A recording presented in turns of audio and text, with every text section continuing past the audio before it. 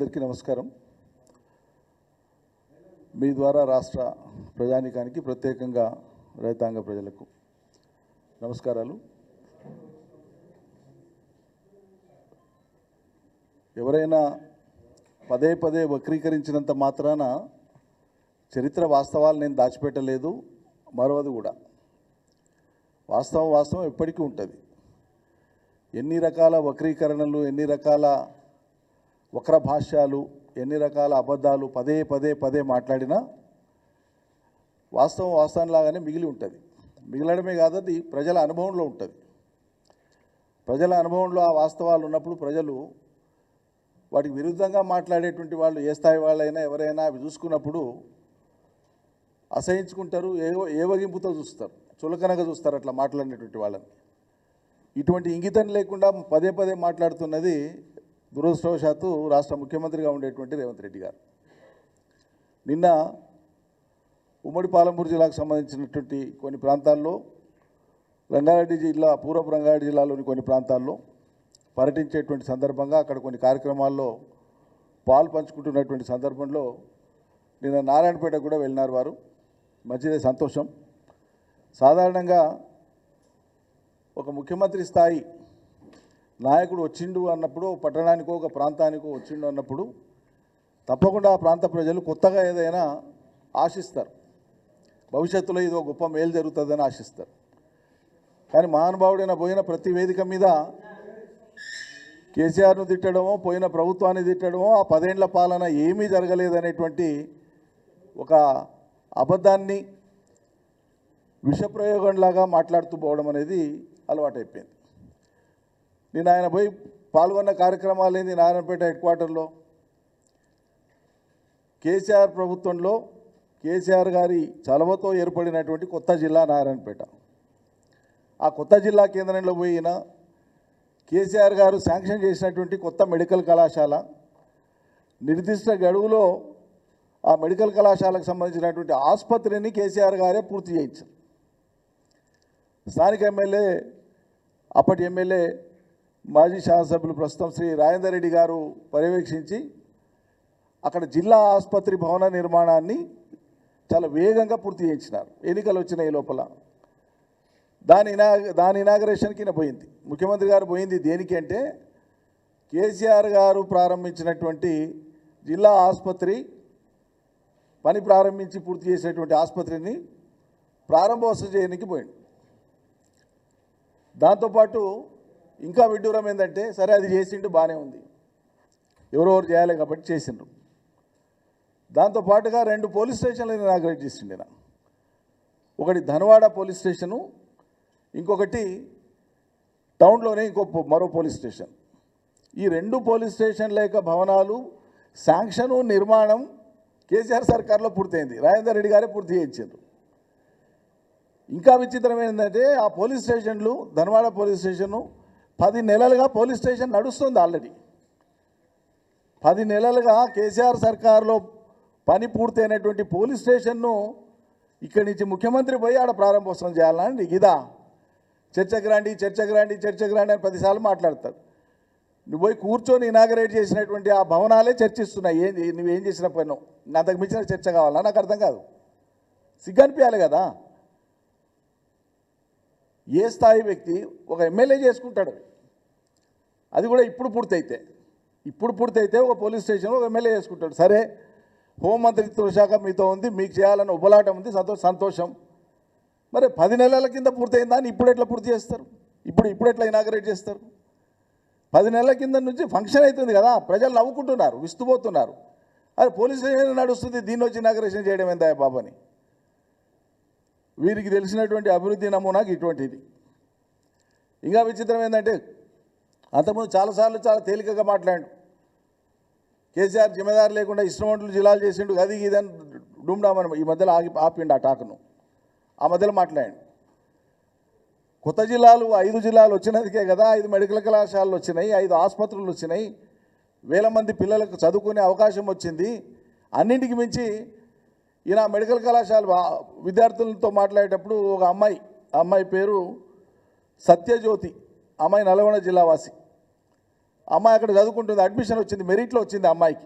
ఆ అమ్మాయి అన్నది మాట్లాడేటప్పుడు మేము చాలా సంతోషంగా ఉన్నాం సార్, తెలంగాణ రాష్ట్రం వచ్చింది కాబట్టి, ఇక్కడ కొత్త జిల్లా ఏర్పడింది కాబట్టి, ఆ కొత్త జిల్లాలో కొత్త మెడికల్ కాలేజ్ వచ్చింది కాబట్టి నాలాంటి పేద గిరిజన అమ్మాయికి ఓ సీట్ వచ్చింది ఇక్కడ అని చెప్పింది.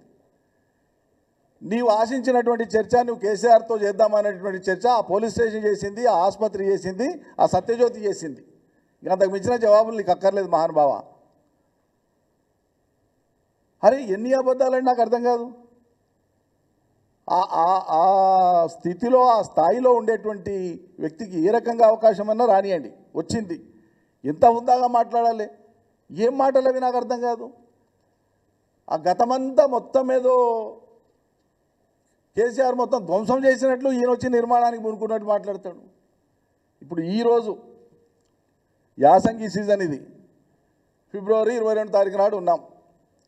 యాసంగి పంటలు ఆల్రెడీ సుమారు 6 లక్షల పైచీలకు ఎకరాలలో ఇప్పుడు ఉమ్మడి పాలమూరు జిల్లాలో యాసంగి పంటలు ఇప్పుడున్నాయి, ఈ క్షణం ఉన్నాయి. ఏం మాట్లాడతాడు ఈయన? కేసీఆర్ 10 ఏళ్ల సర్కారులో అసలు నీళ్ళే వేయలేదంటాడు. వానకాలంలో 12 లక్షల ఎకరాలు ఎట్లా పండే, ఇప్పుడు 6 లక్షల ఎకరాల్లో పంటలు ఎట్లున్నాయి? నీవు వచ్చి చేస్తావా? 1 ఎకరాకి ఇస్తావా నీళ్ళు? రేవంత్ సర్కార్ వచ్చి 1 ఎకరాకి నీళ్ళు ఇచ్చిందా పాలమూరు జిల్లాలో? 10 ఏళ్ల కాలంలో కేసీఆర్ సర్కార్ ఇచ్చిన నీళ్లతోనే కదా ఈ అభివృద్ధి వచ్చింది.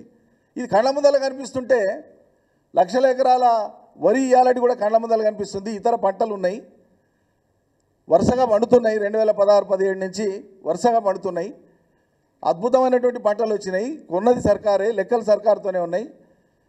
అనుభవించిన ప్రజలు వాళ్ళ జీవితాల్లో వచ్చిన ఆర్థిక స్థితితో, పురోగతితో నమ్మకం పెరిగి, ధైర్యం పెరిగి పిల్లలు చదివించుకుంటున్నారు, ఇండ్లు కట్టుకుంటున్నారు, ఊళ్ళు బాగైనాయి, పల్లెలు బాగైనాయి, చర్చిద్దామా అంటాడు. నవ్వుకుంటున్నారు ఆ ప్రజలు. కానీ ఈయనకే చేత కాలేదు కానీ చర్చిద్దామంటున్నాడు ఈ నాని.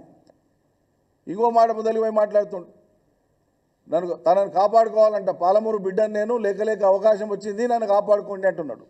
ఏం పాలమూరు బిడ్డలకు నువ్వు రైతు బంధు ఎగ్గొట్టినందుకా? రుణమాఫీ పూర్తి చేయనందుకా? ఇలా పోయి పంటలు ఎండబెడుతున్నందుకా? నీళ్ళు ఇయ్యక, కరెంట్ ఇయ్యక? దేనికి కాపాడుకోవాలి నాయన మహానుభావ? నిన్ను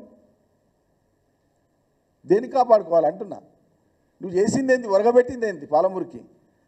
అరే వీడికి 100 సార్లు మాట్లాడినాం మేము, ఈడ మాట్లాడినాం, జిల్లాలో మాట్లాడినాం, మేము మాట్లాడినాం, అనేక మంది మా పార్టీ నాయకులు కానీ ప్రజాప్రతినిధులు, మాజీ ప్రజాప్రతినిధులు మాట్లాడారు.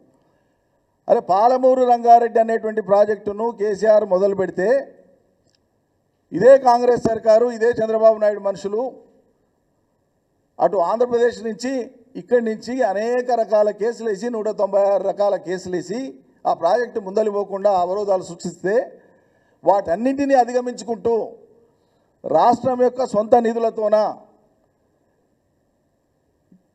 24,500 ఎకరాల భూసేకరణ ఉంటే 20,000 ఎకరాల భూసేకరణ పూర్తి చేసి 34,000 కోట్ల రూపాయలు ఇదివరకే ఖర్చు చేసి 5 రిజర్వాయర్లు పూర్తి చేసి దాదాపు ఒక ఉదండాపూర్లో కొద్దిగా పని మిగిలింది.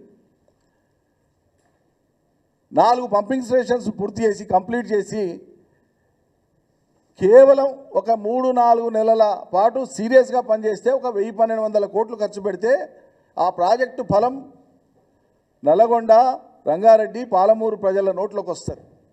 12,30,000 ఎకరాలకు నీళ్ళు వస్తాయి.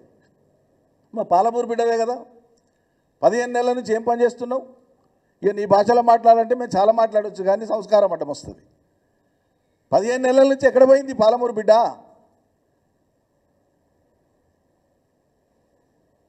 ఈ అరుపులు, కేకలు, పెడబొబ్బలు, ఛాలెంజులు, నీతిబాహ్యంగా మాట్లాడడం, నిందలు వేయడం ఇదేనా? మళ్ళీ ఇదిగో లేకపోయా నీకు ప్రేమ? నీ స్థానంలో ఎవరున్నా ప్రమాణ స్వీకారం చేసిన 2వ రోజే పాలమూరు రంగారెడ్డిని సందర్శించి సమీక్ష చేసి ఏం చేస్తే ఈ ఫలితం వస్తుందో ఆహారం శ్రమించేటువంటి వాళ్ళు. పాలమూరు రంగారెడ్డిలో అంతర్భాగం కోడంగల్, నారాయణపేట, మఖ్తలివి. నేను నిన్న కూడా ప్రెస్ చెప్పిన, వనపర్తి కాడ చెప్పిన, ఆ చెప్పే ఫ్లోలో కరివేణ అనే బదులు ఉదండాపూర్ అనే పదం వాడినాను. ఆ చిన్న సవరణకు నేను రిక్వెస్ట్ చేస్తున్నా. పాలమూరు రంగారెడ్డిలో అంతర్భాగం కొడంగల్ కానీ నారాయణపేట నియోజకవర్గాలు కానీ మక్తలు కానీ దానికి ఉద్దేశించబడినటువంటి రిజర్వాయర్స్ కంప్లీట్ అయినాయి. కర్వెన కంప్లీట్ అయిపోయింది. ఉదండాపూర్ దాదాపు కొద్దిగా మిగిలింది.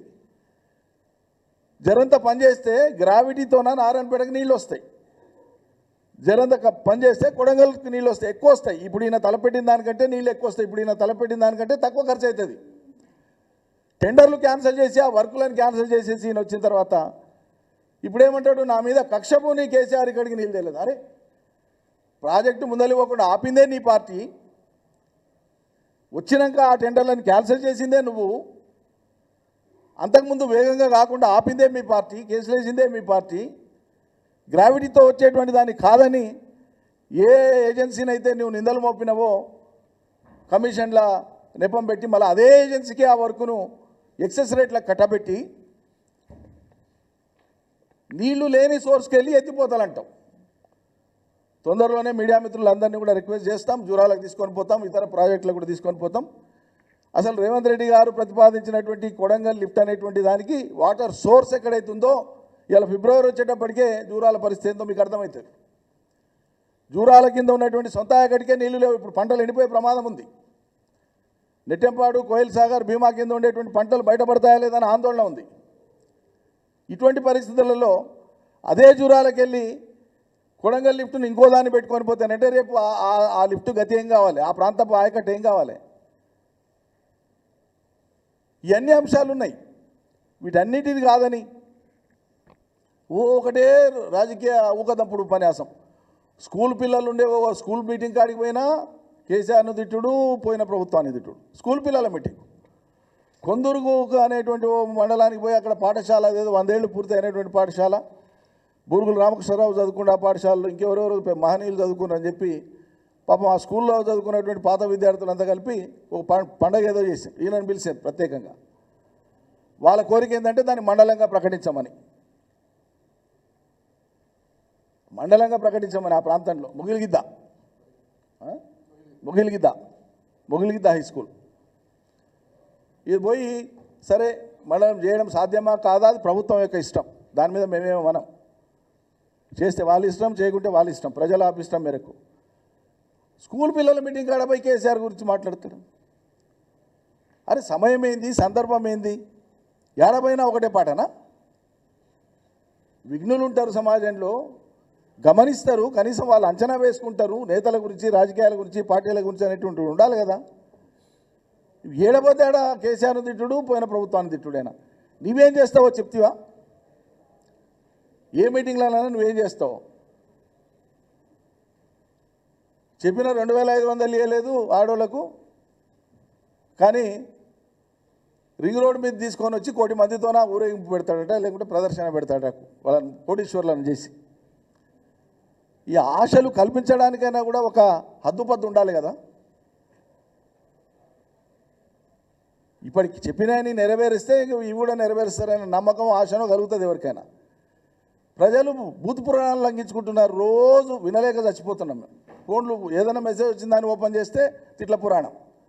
ఈ పుణ్యాత్ముడిని తిట్టేటువంటి తిట్లనే వినాల్సి వస్తుంది. బంద్ చేద్దామంటే ఇంకేదైనా వస్తుంది. ఏందో అది ఉపయోగపడేదేమో, ప్రజల కష్టమేమో ఫోన్ ఇప్పుదేనంటే తిట్ల పురాణం. ప్రజలు ఈ రకంగా ఉన్నారనేటువంటి వాస్తవాన్ని కూడా మీరు గుర్తెరగకుండా ఇష్టారాజ్యంగా మీరు మాట్లాడితే, ఇప్పుడు 90% పూర్తయిన పాలమూరు రంగారెడ్డిని పూర్తి చేయనికే ఈ 15 నెలల కాలంలో ఎందుకు పూనుకోలేదు? దానికి జవాబు చెప్పు. ఎందుకు పూనుకోలేదు? నువ్వు నారాయణపేట, కొడంగల్కి దాంట్లోకి వెళ్ళి కాదు, నేను సపరేట్గా పెట్టుకుంటాను, నీ ఇష్టం పెట్టుకున్నావు, ఓకే. మిగిలినటువంటి మొత్తం ప్రాజెక్టు పూర్తి కావడానికి మిగిలిన ఆయంత పనులను చేయడానికే నీకేం కడుపు నొప్పి? ఎందుకు చేయవు?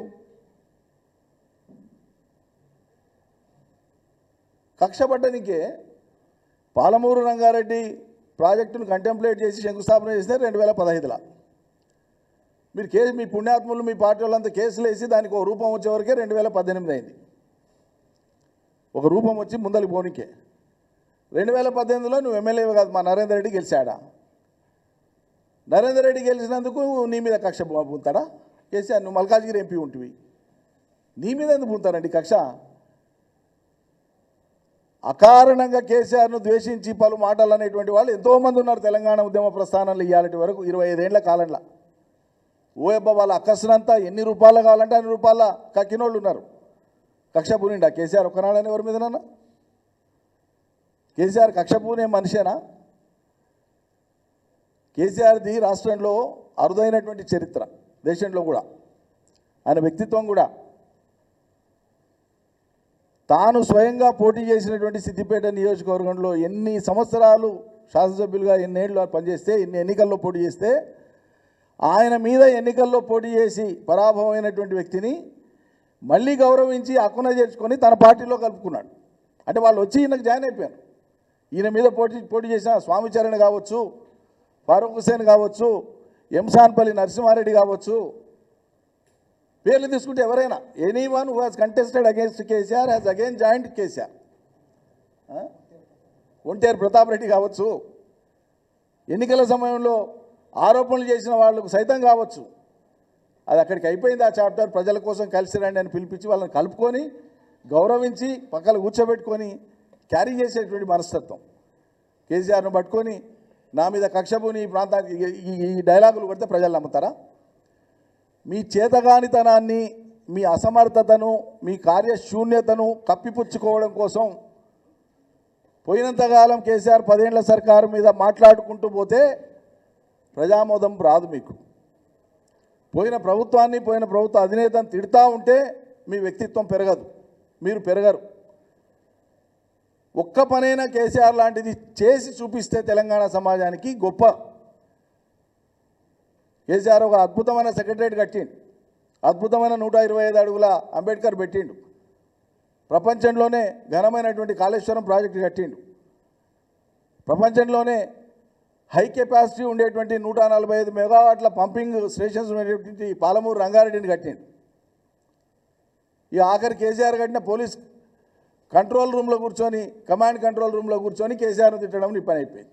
నారాయణపేట పోయి పోలీస్ స్టేషన్ ఇనాగ్రేట్ చేసి కేసీఆర్ కట్టినటువంటి దాంట్లో కూర్చొని ఆడ తిట్టొస్తావు, హైదరాబాద్లో కూర్చొని కమాండ్ కంట్రోల్లో కూర్చొని కేసీఆర్ని ఇక్కడ దీనికి నువ్వే కావాలన్నా? ఎవరైనా చేస్తారు. తిట్టాలనుకునేటువంటి తులవత్ బుద్ధి ఉన్నోడు ఎవడైనా చేస్తాడు. దానికి ముఖ్యమంత్రి ఎందుకు? పదవి ఎందుకు దానికి? ముఖ్యమంత్రి పదవి ఈ రాష్ట్ర ప్రజలకు ఏదైనా నిర్దిష్టంగా పనికొచ్చే పని చేయడానికి కదా. ఇవాళ అది చేయమంటే అది చేయకుండా, ఇక విచిత్రం ఏంటంటే కులగణానికి సంబంధించి మాట్లాడుతున్నాడు. అదేంతో మొత్తం భారతదేశ క్రెడిట్ అంతా తనకే ఉన్నట్లు మాట్లాడుతున్నాడు. 1931లో బ్రిటిష్ వాళ్ళు చేసిన మాట నిజమే. మహానుభావ మరి 1952 నుంచి మొదలు పెడితే, తొలి సాధారణ ఎన్నికలప్పటి నుంచి మొదలు పెడితే 2014 వరకు సర్కార్లో ఉన్నది ఎవరు నాయన? అటు కేంద్రంలో కానీ ఇటు రాష్ట్రంలో కానీ సింహభాగం కాంగ్రెస్ పార్టీ కదా. ప్రధానమంత్రులు నెహ్రూ నుంచి మొదలు పెడితే, ఇందిరాగాంధీ నుంచి మొదలు పెడితే, శాస్త్రి గారి నుంచి మొదలు పెడితే, పివి గారి నుంచి మొదలు పెడితే రాజీవ్ గాంధీ గారు కావచ్చు, ఆ తర్వాత కాంగ్రెస్ సపోర్ట్ చేసినటువంటి యూపీఏలోని ప్రధానమంత్రులు కావచ్చు, ప్రభుత్వమే మీది కదా. ఇన్ని రాష్ట్రాలలో దేశంలో కులగణన ఒకవేళ జరగకపోతే ఈ దేశాన్ని, ఈ రాష్ట్రాలను ఏలినటువంటి పాపం మీదే కదా. పోనీ వీరభోగ వసంతరాయలు నేను ఒక్కడే అన్నట్లు మాట్లాడుతాను. నువ్వే చేసింది, నీకంటే ముందు బీహార్ చేసింది, నీకంటే ముందు కర్ణాటక చేసింది, నీకంటే ముందు మహారాష్ట్ర చేసింది. కానీ అవి లిటిగేషన్లో పోయి ల్యాండ్ అయినాయి, కోర్టులో ల్యాండ్ అయినాయి కొన్ని.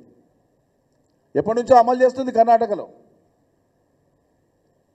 నువ్వు చేసిన పని లోకంలో ఎవడు చేయనట్లు ఎందుకు హుంకరింపులు, ఆ అహంకార మాటలు? ఉన్నది మీరే కదా. ఈరోజు పరిస్థితి ఏంది? కృష్ణానదిలో ప్రతి ఏడు ఈ సీజన్ వస్తే రీజనరేటెడ్ వాటరే పైనుంచి వచ్చేటువంటిది 2000 క్యూసెక్లు వచ్చేది జూరాలకి ఎవ్రీ ఇయర్. ఇప్పుడు చుక్క నీరు వస్తలేదు. ఎందుకు వస్తలేదో ఒక్కనాడన్నా ఇంజనీర్లను కూర్చోబెట్టుకొని సమీక్ష చేసిండ్రా? ఇప్పుడు వర్షాలు పొట్టలకు వస్తున్నాయి, కొన్ని కరుకుల పడుతున్నాయి. ఇంకొక నెల రోజులైతే ముందు నాటినటువంటి వర్షాలు కోతలకు వస్తాయి. ముందు నాటినాయి.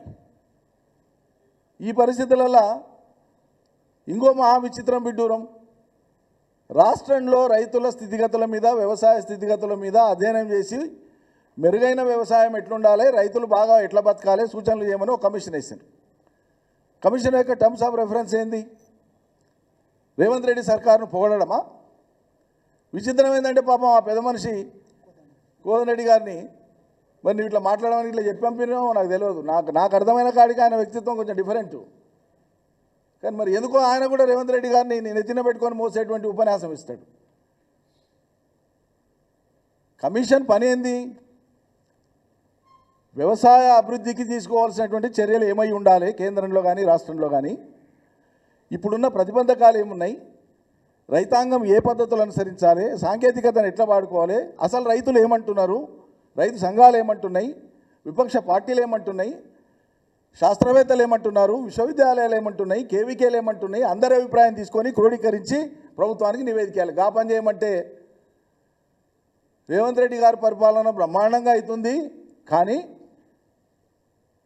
ఎండాకాలము నీళ్లు లేకపోవడం ఇటువంటివన్నీ కూడా ప్రకృతి విపత్తులు లాంటివే కదా, అన్నిటికీ మనం తయారై ఉండాలి.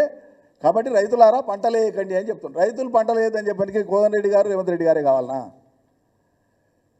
రైతులు వేసుకున్న పంటల్ని ఎట్లా కాపాడాలనో చెప్పినోడు సిపాయి మనగాడు. సావు కపూర్ సలహా చెప్పడానికి మీరెందుకండి? ఈ వయసులో కోదండ రెడ్డి గారు ఎందుకు అపప్రదం మూట కట్టుకుంటారో నాకు అర్థమవుతలేదు. ఏం ఆశించి? మీరు రైతులకు ఇచ్చే సూచనలు ఉంటే రైతు బంధు ఎందుకు రాలేదో మీరు మాట్లాడి వివరణ ఇవ్వండి ప్రజలకు. రుణమాఫీ ఎందుకు కాలేదో ప్రజలకు వివరణ ఇవ్వండి, రైతాంగ ప్రజలకు.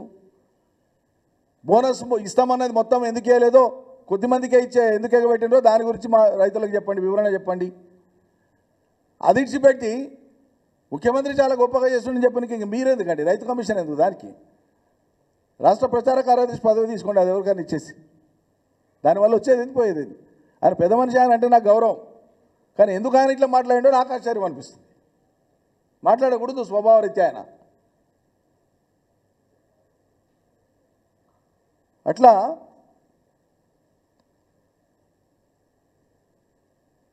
ఇక పోతిరెడ్డిపాడు ఏది నోటికి వస్తే ఏది దోస్తే అది మాట్లాడి డమాల్మని పోయిన సర్కారు మీద ఒక బాంబు వేసుడే. అరే పోతిరెడ్డిపాడును తలపెట్టిందే నీ కాంగ్రెస్ పార్టీ కదా. పోతిరెడ్డిపాడు ప్రాజెక్టును అక్రమంగా కృష్ణానదికి వెళ్ళి నీళ్లు తీసుకుపోవడానికి తలపెట్టిందే కాంగ్రెస్ పార్టీ కదా. అప్పుడు నువ్వు టీడీపీలో ఉంటివి. ఆ కాంగ్రెస్ పార్టీ యొక్క ఆ ఆగడాలను అరికట్టాలని 40 రోజుల పాటు శాసనసభలో నిరవధికంగా గొడవ చేసింది ఆనాడు టీఆర్ఎస్ ఎమ్మెల్యేలు. అదే పోతిరెడ్డిపాడు మీద సోనియా గాంధీ దగ్గర పంచాయతీ పెట్టి ఢిల్లీలో రాజశేఖర రెడ్డి గారిని, కేసీఆర్ గారిని కూర్చోబెట్టి సయోధ్య కుదిర్చే ప్రయత్నం చేస్తే ప్రాజెక్ట్ ఆపితే తప్ప వేరే విషయాలు మాట్లాడేది లేదని షరతు పెట్టింది కేసీఆర్. వినకపోతేనంటే ఆనాడు 6 మంత్రులు రాజీనామా చేసింది పోతిరెడ్డిపాడు కోసమే.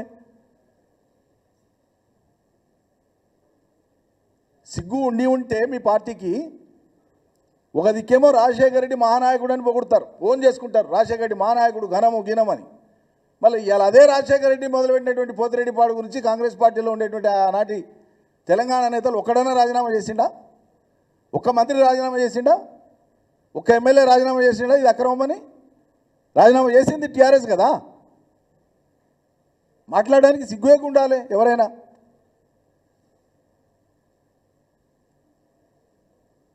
చంద్రబాబు అయినా, మధ్యలో జగన్ అయినా, మళ్ళీ ఇవాళ చంద్రబాబు అయినా, ఆంధ్రప్రదేశ్ పాలకులుగా ఎవరున్నా వాళ్ళు కేంద్రంలో ఉండేటువంటి ప్రభుత్వంతో సయోధ్యలో ఉన్నారు.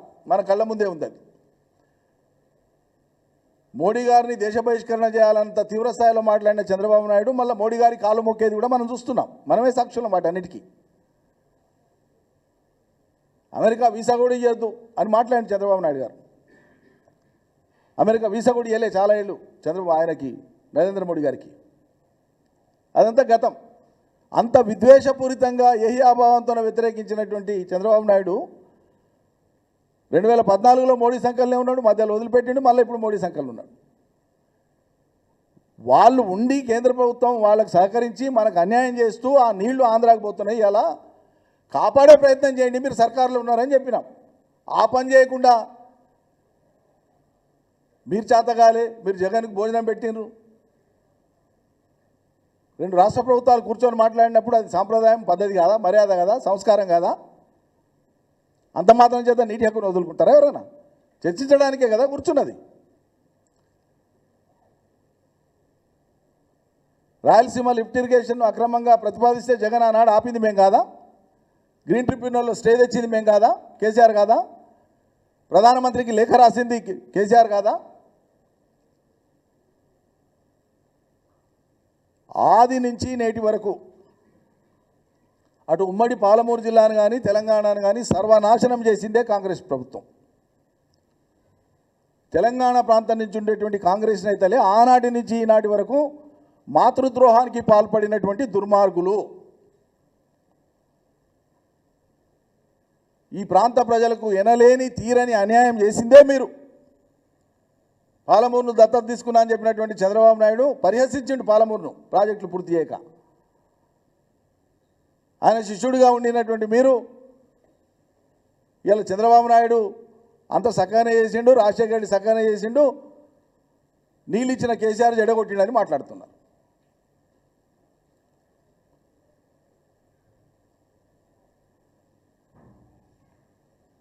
కాబట్టి ఇటువంటి నిరంతర నిందాపూర్వక వ్యాఖ్యల ద్వారా, ఉపన్యాసాల ద్వారా, మాటల ద్వారా తెలంగాణకు మీరు మేలు చేయలేరు, మీకు మీరు కూడా మేలు చేసుకోలేరు.